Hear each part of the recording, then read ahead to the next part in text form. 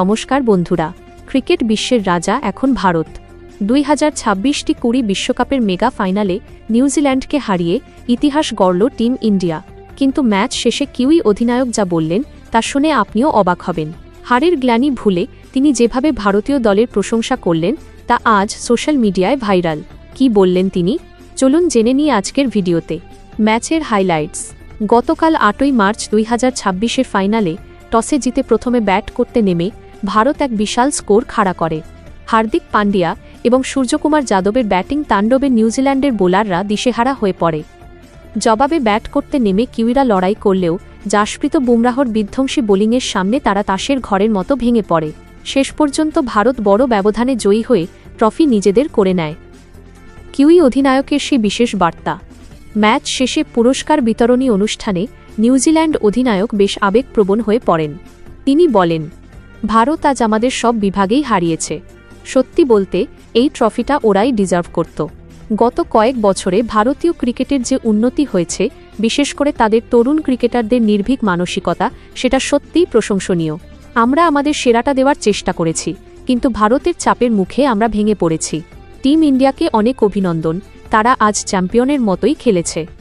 তিনি আরও যোগ করেন যে ভারতের মাটিতে বা কন্ডিশনে ভারতকে হারানো বিশ্বের যে কোনো দলের জন্যই এখন সবথেকে বড় চ্যালেঞ্জ। ক্রিজে যখন সঞ্জু স্যামসন আসলেন তখন দর্শকদের মনে ছিল হাজারো শঙ্কা, কারণ বারবার ভালো খেলেও তাকে জাতীয় দলে ব্রাত্য করে রাখা হয়েছে। কিন্তু আজ তিনি অন্য মেজাজে। মাত্র বলে রানের ইনিংস খেলে তিনি প্রমাণ করে দিলেন, ফর্ম অস্থায়ী হতে পারে কিন্তু ক্লাস চিরস্থায়ী। তার এক একটি শট যেন নির্বাচকদের কড়া জবাব দিচ্ছিল। ম্যাচ শেষে যখন জয়ের হাসি হাসছে দল, তখনই আসলো সেই মাহেন্দ্রক্ষণ।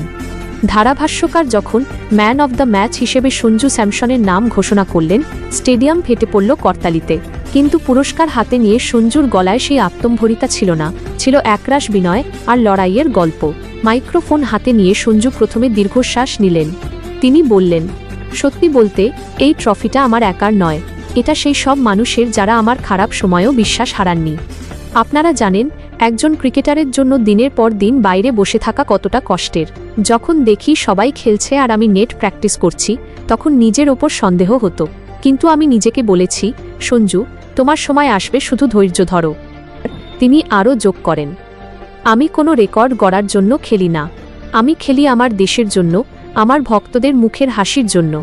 আমাকে যখনই সুযোগ দেওয়া হবে আমি আমার শেষ রক্তবিন্দু দিয়ে লড়াই করব। দল আমাকে কোনো পজিশনে ব্যাটিং দিচ্ছে সেটা বড় কথা নয়, আমি দলকে জেতাতে পারছি কিনা সেটাই আসল। বন্ধুরা, সঞ্জুর এই কথাগুলো আজ কেন ভাইরাল? কারণ এর পেছনে লুকিয়ে আছে এক বুক যন্ত্রণা। সঞ্জু স্যামসন এমন একজন ক্রিকেটার যাকে প্রতিনিয়ত অবহেলার শিকার হতে হয়েছে। একটি ম্যাচে খারাপ করলেই তাকে বাদ দেওয়া হয়েছে, অথচ অন্যরা দিনের পর দিন ব্যর্থ হয়েও সুযোগ পেয়েছেন। তার এই স্যালুট পাওয়ার মতো ব্যক্তিত্বই তাকে অন্যদের থেকে আলাদা করে। তিনি আজ কেবল ব্যাট দিয়ে নয়, কথা দিয়েও জয় করেছেন ক্রিকেট দুনিয়া। সঞ্জু স্যামসনের এই লড়াকু মানসিকতা এবং আজকের এই দুর্দান্ত কামব্যাক নিয়ে আপনার কি মতামত? আপনি কি মনে করেন সঞ্জুকে এখন থেকে নিয়মিত সুযোগ দেওয়া উচিত, নাকি আজও তিনি রাজনীতির শিকার হবেন? আপনার মূল্যবান মতামত কমেন্ট বক্সে অবশ্যই জানান। আর সঞ্জুর এই ইনিংসটি যদি আপনার ভালো লেগে থাকে তবে ভিডিওটিতে একটি লাইক দিয়ে শেয়ার করুন। বন্ধুরা, নিউজিল্যান্ড অধিনায়কের এই স্পোর্টসম্যান স্পিরিট আজ সবার মন জয় করে নিয়েছে। হার জিত খেলার অংশ, কিন্তু প্রতিপক্ষকে সম্মান জানানোই হলো আসল ক্রিকেট। ভারতের এই জয়ে আপনার অনুভূতি কি?